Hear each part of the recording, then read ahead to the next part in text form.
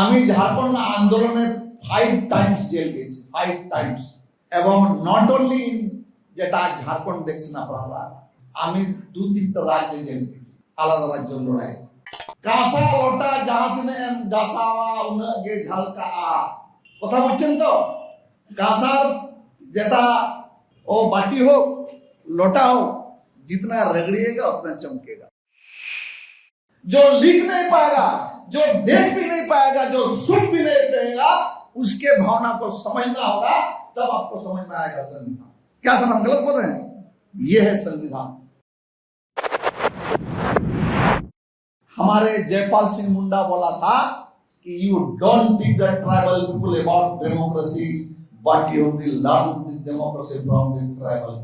कि लोकतंत्र तुम हमको मत सिखाओ, लोकतंत्र तुमको हमसे।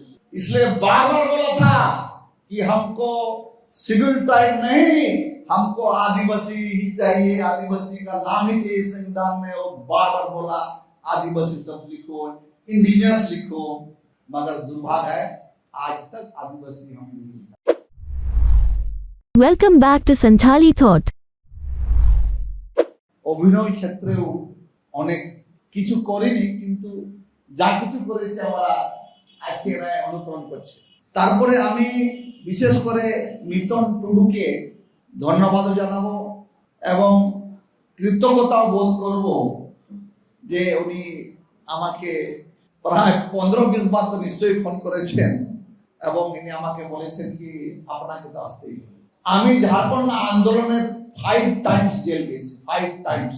এবং নট অনলি যেটা ঝাড়খণ্ড দেখছেন আপনারা, আমি 2-3টা রাজ্যে জেল গেছি, আলাদা রাজ্য লড়াই। তাই নিশ্চয়ই একটা অনুভব, এক্সপিরিয়েন্স তো আছে। আমি মিতন টুডুকে এখনই বলছিলাম, এটাই বলছিলাম, অনেক জায়গায় ঝাড়খণ্ডে হোক, ওয়েস্ট বেঙ্গলে হোক, উড়িষ্যাতে হোক, আসামে হোক, যেহেতু আমি যেটা ববুলবাবু বললেন ইন্টারন্যাশনাল সান্থাল কাউন্সিলের ওয়ার্কিং প্রেসিডেন্ট, যার কারণে আমি কেবল ইন্ডিয়াতে নয়, ইন্ডিয়ার বাইরে নেপাল, বাংলাদেশ, তো অনেক কিছু বিষয়ে আমাদের সমালোচনা বা আমাদের জানা দরকার। কিন্তু আমার যাটুকু জানা এই 1 ঘন্টা বা 20 মিনিটে না, একদিনে হবে না, কোনো মতেই হবে না। দ্বিতীয়ত কথা হচ্ছে, আজকে basically we are discussing about our rights. আমাদের অধিকারের বিষয়ে আমরা চর্চা করছি। অধিকারের বিষয়ে চর্চা করছি মানে আপনাকে সংবিধান জানতে হবে। সংবিধান না জানলে आपका अधिकार, আপনার অধিকার জানতে পারবেন না। তো সংবিধান है क्या, पहले तो ये समझना होगा आपको সংবিধানটা কি এবং সংবিধান নির্মাতার মধ্যে কাদের কাদের মুখ্য ভূমিকা ছিল, যার কারণে আজ আমরা বলতে পারছি, পড়তে পারছি, চাকরি করছি বা একটা স্থানে এসেছি। কাদের কারণে এটাও জানতে হবে। কেননা আমি বারবার বলি, যে জাতি সমুদায় নিজের ইতিহাসকে ভুলে গেছে, নিজের ইতিহাস জানে না, তো সে সমুদায়ের অস্তিত্ব বাঁচাতে হবে। তো এখন আমি বলছি সংবিধানটা কি। যেহেতু আমিও অনেক ব্যস্ততায় থাকি, কালকে আমার 3টা ডিস্ট্রিক্ট, উত্তর দিনাজপুর, দক্ষিণ দিনাজপুর আর মালদা, 3টা ডিস্ট্রিক্টে একটা গেট টুগেদার বলুন, সম্মেলন বলুন, বিরাট বড় আয়োজন হয়েছিল। তো যার কারণে ওখানে লোকের সঙ্গে আমাকে ছাড়ছেই না। তো 12:30টা রাত বেজে গেল, 1টা পরে আবার 3:30টা, যেহেতু মিতন বাবু বারবার বলছেন কি আপনাকে আসতেই হবে। তো যাই হোক, আমি আছি সংবিধানে। संविधान आखिर है क्या? तो मेरा कहना है संविधान है आपका शरीर। जो शरीर जितना है ना, अंगली है, हाथ है, पैर है, अंगली है, ये संविधान है शरीर। और लोकतंत्र है आपका आत्मा। हमने आर्टिकल बहुत पहले लिखा था, शायद 2006-7 में, संविधान हमारा शरीर तो लोकतंत्र हमारी आत्मा। तो संविधान एक बार पढ़ने से नहीं होगा। संविधान एक दिन पढ़ ले বা যেরকম আমরা জেনারেল স্টাডিতে ক্লাস করি, একদিন পড়লে বা 2 দিন পড়লে বুঝবো, নো নো নো। এই যে আমাদের মনে আছে, কাঁসা লোটা যাহা দিনে গাছাওয়া উনাগ গে ঝালকা আ, কথা বলছেন তো? কাঁসার যেটা ও बाटी हो लोटा हो, जितना रगड़िएगा उतना चमकेगा। तो संविधान को भी तब समझ में आएगा जब जितना पढ़िएगा। इसलिए हम बोलते हैं एक दो बार नहीं, अंततः 20 बार पढ़िए, क्योंकि आत्मा की बात है। संविधान वो चीज है, बेजुबान लोगों का भी बात समझना होगा। वही है संविधान, जो बोल नहीं पाएगा, जो लिख नहीं पाएगा, जो देख भी नहीं पाएगा, जो सुन भी नहीं पाएगा, उसके भावना को समझना होगा, तब आपको समझ में आएगा संविधान। क्या सर हम गलत बोल रहे हैं? ये है संविधान। तो संविधान निर्माण में दो बड़ा हस्ती है, और उन्हें घेट दू का घेट माटी ढर के लेना है। तो घेट रहा समय हो बचुआ नते बाको में ना। अच्छा ठीक है। तो हमारे पास काफी कुछ है, हमारे बोलने का समय इतना नहीं है, अनेक कम समय अपना खिदे लगे। तो संविधाने दुजन महत्वपूर्ण लोग doctor Bhimrao Ambedkar and Jaipal Singh Munda. Doctor Bhimrao Ambedkar specially बेसिर भागे दलित समाजेर कथा बोलें, और जयपाल सिंह मुंडा आदिवासी समाजेर कथा बोलें। दुटो कथा आलादा। तार जन्य आगे आपनादेर भाबते होबे कि आपनारा के, आपनारा जे बसे आछेन आपनारा के। आमी बोलছি না, सुप्रीम कोर्ट बोलছে, सुप्रीम कोर्ट। आमी बोलছি না कि आप लोग ही यहाँ का मूल निवासी है, बाद बाकी लोग बाहर से आया हुआ आदमी। क्या सर? तो ये आपको समझना होगा कि हम क्या है। चूंकि आपको ही समझ नहीं है, इसलिए मालिक के मानसिकता आपको डेवलप करना होगा। हम मालिक है, जब तक मालिक का मानसिकता आपका डेवलपमेंट नहीं होगा, तब आप उस हिसाब से हुक्म नहीं लगा सकते, उस हिसाब से आपका अधिकार को छीनने का ताकत महसूस नहीं। चूंकि अंतर क्या आपको बता रहे हैं, तला तो संताल तो ही रोए गया, बीच बीच में हम संथाल भी बोलते हैं। आम यदि जोत यू सनाइट मेया इन्हें का लाफांग रे जो उयहर करते आम दो मना उयहर आमा उयहर के तम यदि लाता रे हम तला रे ताहे ना इन्हें के छूटा, और जहां किस लाफांग रे के तम उयहर ताहे ना इन्हें का जो जस्टिक छूटा तला रे हम लाता रे हम नाम नोआ अडिमाना कथा।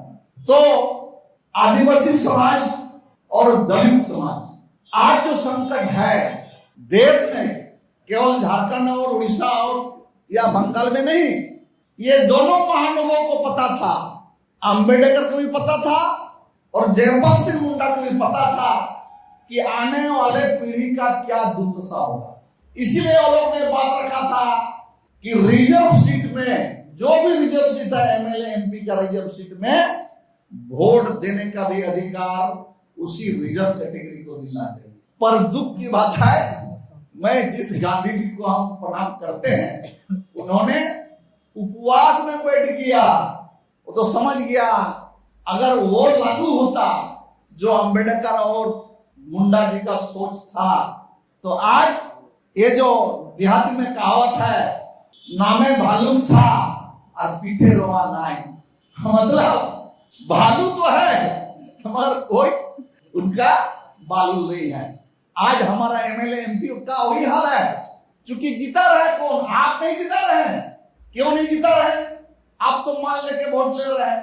बैठा है दिक्कू लोग खेला खेल दे रहा है। ओ इधर मांझी, इधर संताल, इधर ए समीकरण, ए सिकुरण, इधर फोड़ो, बस वो 15% है, उससे भी कम है, मार खेला खेल दे रहा है।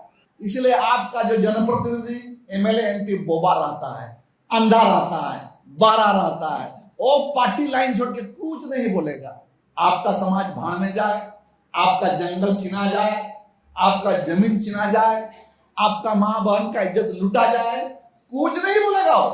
चूंकि पार्टी वो जो आप लोग अगर देखे होंगे शहर बाजार में जो घोड़ा गाड़ी होता है ना, तो घोड़ा का दोनों तरफ आंख को बंद किया हुआ रहता है और सीधा ही चलेगा। वही हाल है हमारा एमएलए एमपी का। क्या हम सही बोल रहे हैं कि गलत बोल रहे हैं? यही हाल है। तो इसीलिए क्या क्या बात हुआ था आपको बता रहे हैं। हम खासकर शायद मैक्सिमम आदिवासी समाज के ही लोग आए होंगे, इसीलिए हमारे जयपाल सिंह मुंडा बोला था कि you don't teach the tribal people about democracy but you will learn the democracy from the tribal. कि लोकतंत्र तुम हमको मत सिखाओ, लोकतंत्र तुमको हमसे।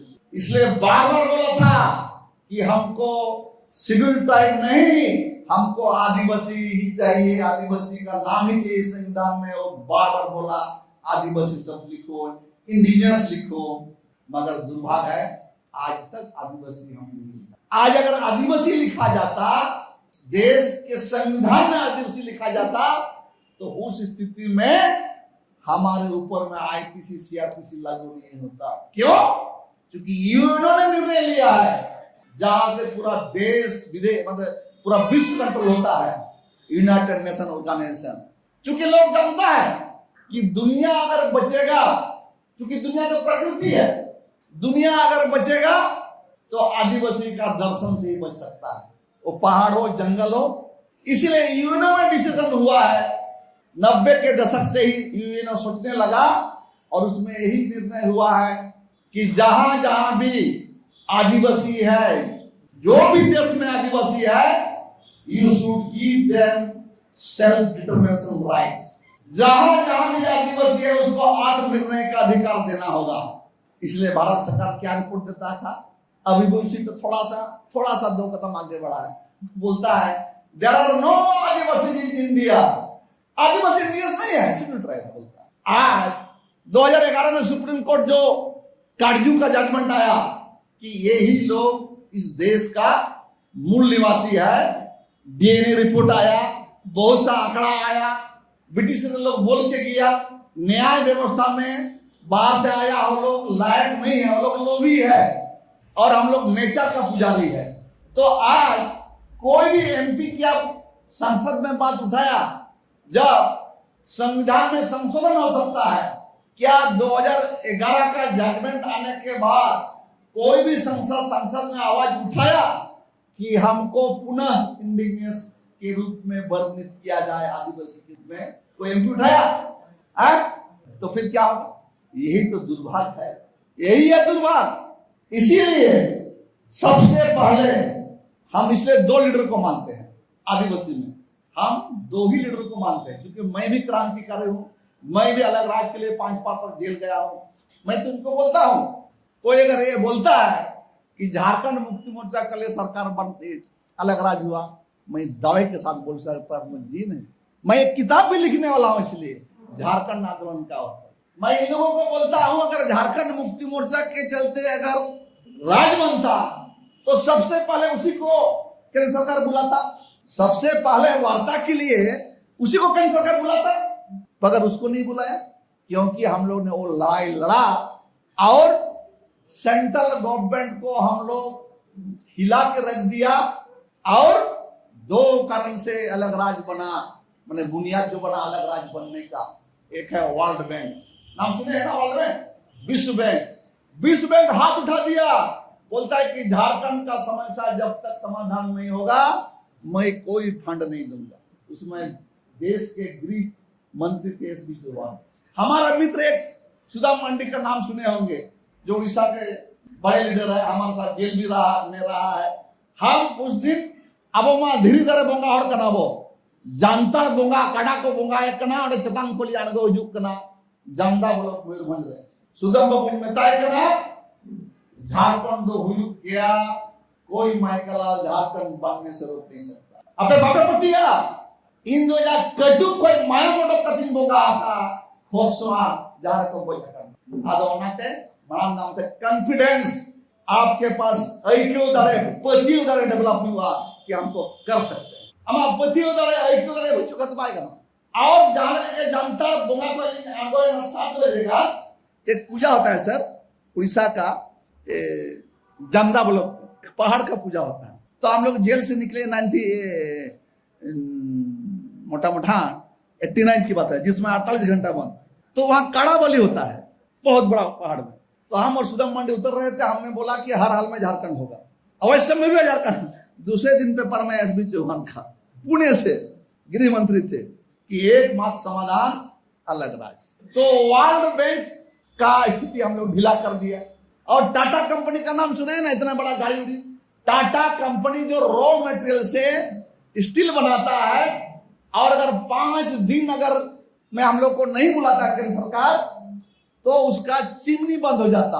चिमनी यदि बंद होता तो कई हजार करोड़ का नुकसान होता। तो टाटा दबाव दिए उधर से, वर्ल्ड बैंक दबाव दिए उधर से, उसमें राजीव गांधी देश के प्रधानमंत्री हुआ करता था। और हमारे नौजवान 1,500 की संख्या में गुमला लोहारदगा में राजीव गांधी को काला झंडा दिखाया एज ए प्राइम मिनिस्टर। उसमें सुनते राव भी मंत्री थी जो कार्तिक राव को आई। तो प्रधानमंत्री को काला झंडा दिखाना, वर्ल्ड बैंक बोलता है कि हम पैसा नहीं देंगे, टाटा कंपनी बोलता है कि मेरा चिन्नी बंद होगा, यही है रणनीति, तब दबाव बनता।